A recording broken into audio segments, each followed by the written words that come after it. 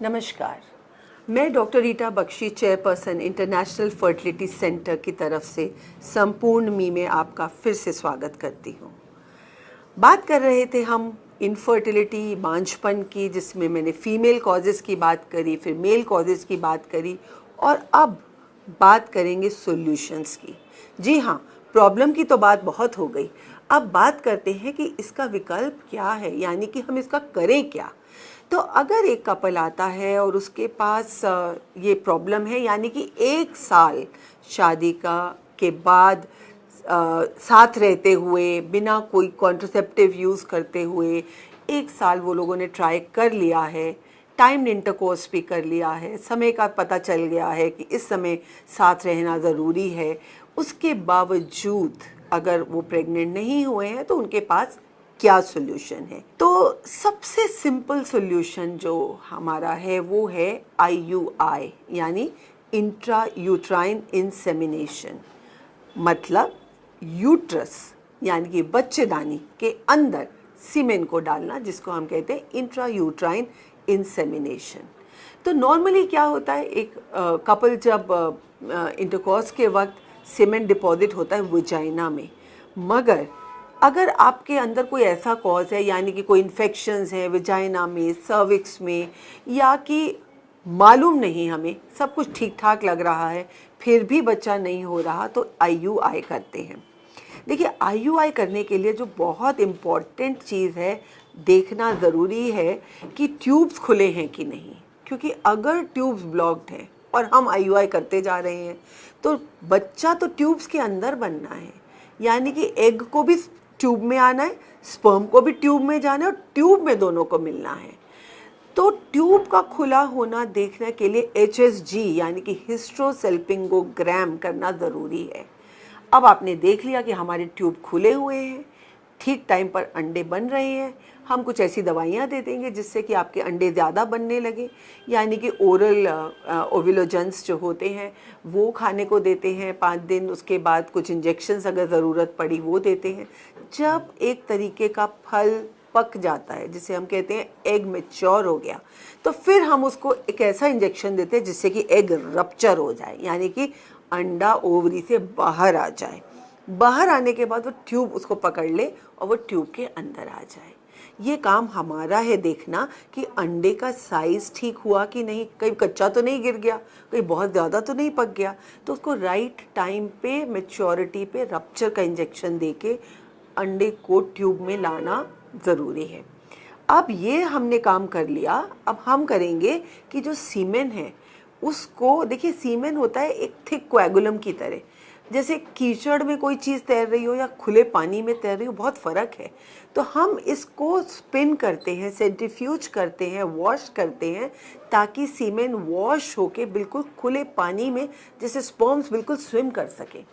ऐसा सीमेन रेडी करके हम OT में ले जाते हैं और एक कैथेटर के थ्रू सीधा बच्चेदानी के मुंह के अंदर जाके बच्चेदानी के अंदर इसको डिपॉजिट करते हैं। यानी कि एक तरीके से अगर आप सोचिए, मैं आपको लेमैन के उसमें बोलूं कि हमने अंडा भी ले आए, स्पर्म भी एकदम पास ले आए। देखिए, अब पता नहीं नीचे से ऊपर आने में उसको मुश्किल हो रही हो, अब हम एकदम पास ले आए हैं दोनों को, और अगर दोनों फिट हैं तो दोनों के दोनों को मिल जाना चाहिए। मगर मैं आपको कहूँ कि ये पूरे दुनिया में आप IUI का प्रोसीजर कहीं भी करा लीजिए, इसकी जो सक्सेस रेट है वो लिमिटेड है, यानी कि 15 से 20%। तो 15 से 20% कपल तो इसी में सक्सीड हो जाएंगे। मगर जब आप आएँ तो अपने माइंड को तैयार रखिए कि हो सकता है आपको 1 साइकिल नहीं, 2 या 3 साइकिल की भी ज़रूरत पड़ सकती है। अब हम लोग कहते हैं कि अगर 3 साइकिल ट्राई कर लिया आपने फिर भी नहीं हुआ, तो फिर टाइम आ गया आपका नेक्स्ट स्टेप पे जाने का, यानी कि IVF, in vitro fertilisation. In vitro का मतलब होता है टेस्ट ट्यूब, बॉडी में नहीं हो रहा, ये हम बाहर कर रहे हैं, तो इसलिए इसको टेस्ट ट्यूब बेबी भी बोलते हैं। और अंडे को एक औरत के शरीर से बाहर निकालते हैं। तो इसको हम कैसे करते हैं? आईवीएफ का प्रोसीजर। पहले मैं एक दोनों प्रोसीजर डिस्क्राइब कर देती हूँ आपको। है क्या आईयूआई मैंने आपको बताया, तो एक अल्ट्रासाउंड करके देखते रहते हैं एग कब रेडी हो रहा है। फिर हम उसको ओटी ले जाते हैं, स्पर्म उस दिन हस्बैंड का सैंपल लेते हैं जब वो 2-3 दिन नहीं मिले हों, और स्पिन करके वॉश करके एक कैथेटर से उनके अंदर डाल देते हैं और फिर कुछ दवाई देते हैं और 15 दिन के बाद जांच करके देख लेते हैं प्रेगनेंसी हुई कि नहीं हुई। और इसके लिए जैसे मैंने आपको कहा कि 2 या 3 साइकिल के लिए तैयार रहिए। अब अगर 3 साइकिल आपकी फेल हो गई आईयूआई की, तो फिर हम नेक्स्ट स्टेप है आईवीएफ, इन विट्रो फर्टिलाइजेशन, या जैसे मैंने कहा शरीर के बाहर जब ये प्रक्रिया हो रही होती है तो इसको टेस्ट ट्यूब भी कह सकते हैं, पेट्री डिश भी कह सकते हैं, और एक लैब में बच्चा बना हुआ भी कह सकते हैं। जो भी इसका टर्म हो, कहने का मतलब ये है कि क्यों नहीं मिल रहे दोनों अंदर, जब हमने सब कुछ कर दिया तो आइए अब हम इन्हें बाहर ही मिला दें। तो एक तरीके से हम उन्हें फोर्स कर देते हैं मिलने को। तो हम क्या करते हैं कि एक औरत को करीब 10 से 12 दिन इंजेक्शन लगाते हैं। डे 1 डे 2 से उसको रोज़ इंजेक्शन लगता है, करीब 10 से 12 दिन। अब उसको अल्ट्रासाउंड करके उसके अंडों का साइज़ देखते रहते हैं। इसमें एक नहीं 8, 10, 12, 15 अंडे उसके रेडी हो रहे होते हैं, जिनको हम देखते हुए हार्मोन की टेस्टिंग करते हुए उनको लेकर जाते हैं उस पड़ाव पे जहां अंडे तैयार हो गए। जब अंडे तैयार हो गए होते हैं तब हम उन्हें ऐसा एक इंजेक्शन दे देते हैं कि जिससे वो पक जाएं। हाँ, ये नहीं कि उनको बाहर निकालें, मगर पक जाएं। अब जब वो पक गए तो हम उन्हें ओटी में ले जाते हैं और एक सुई नीचे से ही डालकर वेजाइना के थ्रू अल्ट्रासाउंड गाइडेड एक नीडल से सारे अंडे बाहर निकाल लेते हैं। तो अब एक टेस्ट ट्यूब में हमारे पास उसके सारे अंडे आ गए। ये अब उसके हस्बैंड का सैंपल लेते हैं, उसको वॉश करते हैं और अब दोनों को एक डिश में मिला देते हैं। एक तो ये तरीका है कि दोनों को मिला दिया और फिर रख दिया। मगर इससे अगर हमें एक स्टेप और आगे जाना हो, यानी कि जब हस्बैंड का काउंट बहुत लो है और या उसके अंदर स्पर्म है ही नहीं और हमने उसके टेस्टिस से इक्के दुक्के स्पर्म निकाले हैं, तब हम उन्हें ऐसे नहीं छोड़ सकते कि साथ रख दिया और वो मिल जाएंगे। तब हम एक सुई से उसको उठाते हैं, स्पर्म को, अंडे को उठाते हैं और उसके अंदर घुसा देते हैं। यानी कि अब आपने वो मौका भी नहीं छोड़ा कि दोनों को बाहर रख दिया और दोनों हलो हाय कर लें। अब हमने उसको उठाकर सीधा अंडे के अंदर ही डाल दिया। अब फीमेल और मेल दोनों साथ आ गए। तो अब फर्टिलाइजेशन देखेंगे। अब भी स्टेप है, ये नहीं मैं कह रही कि अब भी 100 है, पर हाँ आप 90 तक तो ले ही आए। तो अब जब दोनों साथ हैं तो उसके अगले दिन हम देखेंगे कि दोनों यूं मिल गए कि नहीं।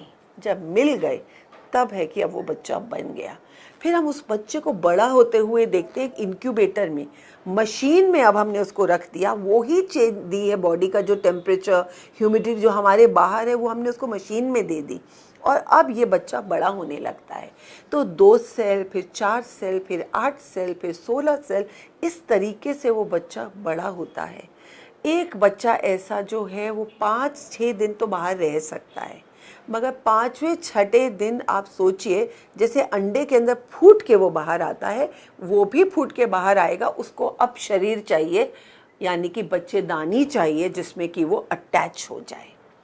तो अब 5-6 दिन वाला जो एम्ब्रियो है या ब्लास्टोसिस्ट है, उसको हम फिर से बॉडी में डाल देते हैं। यानी कि देखिए, जो चीज़ अंदर नहीं हो पा रही थी, अंडा और स्पर्म, एग और स्पर्म, 2 बड़े प्लेयर जिनको हम नहीं मिला पा रहे थे, हमने उन्हें बाहर निकाल लिया, हमने उन्हें अंदर घुसा ही दिया, हमने उन्हें मिला ही दिया और फिर बड़ा करते हुए आप ही का बच्चा है।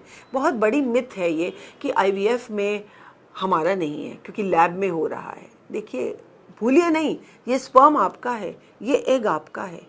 एग और स्पर्म आप ही के हैं जो बाहर मिलके, खाली हमने तो उनको जोड़ दिया, मिला दिया है। और एक इंक्यूबेटर में पलने के बाद वो आपके अंदर चले जाते हैं और फिर 15 दिन के बाद आपका टेस्ट होगा देखने के लिए कि अब वो इम्प्लांट हुआ कि नहीं। साइंस ने यहाँ तक तो तरक्की कर ली है कि मिला दिया, कर दिया। अब शरीर का अपना रोल है, अब वो शरीर उसको एक्सेप्ट करेगा या नहीं। देखिए, इसमें भी एक स्टेप है। तो 50 to 60% तो चांस है कि आप प्रेग्नेंट हो जाएंगे। अगेन 100% नहीं है।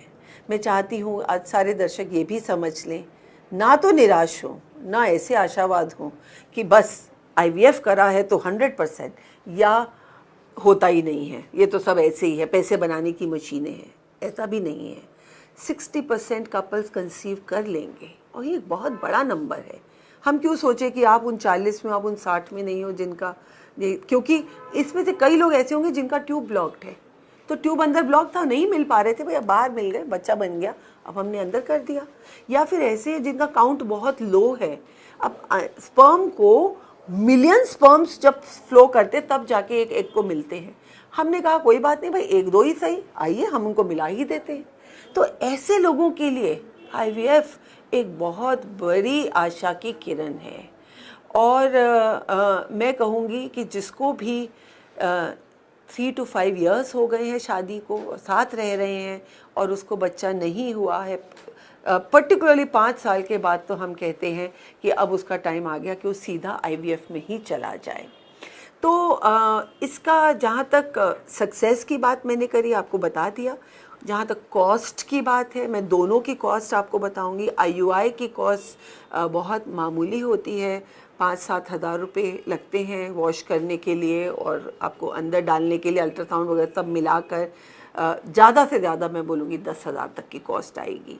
और IVF की कॉस्ट, अगर मैं गवर्नमेंट सेटअप की बात करूं, ऑल इंडिया इंस्टीट्यूट में इसकी कॉस्ट है 65,000 रुपये।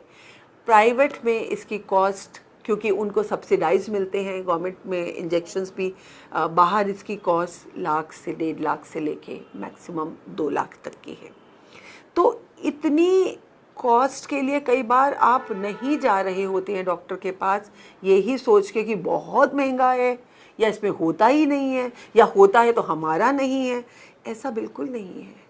एक अगेन मैं रिपीट करूँगी ये कहते हुए कि साइंस की बहुत बहुत बड़ी देन है आज कि जो हम काम भगवान के ऊपर ही सोचते थे और कहते थे कि भगवान की इच्छा होगी तो देगा, कुछ तो हाथ आप भी बढ़ाएंगे, भगवान तो है ही, उसके बिना तो कुछ भी नहीं हिलता, मगर आप मुंह खोलेंगे तब तो खाना अंदर जाएगा।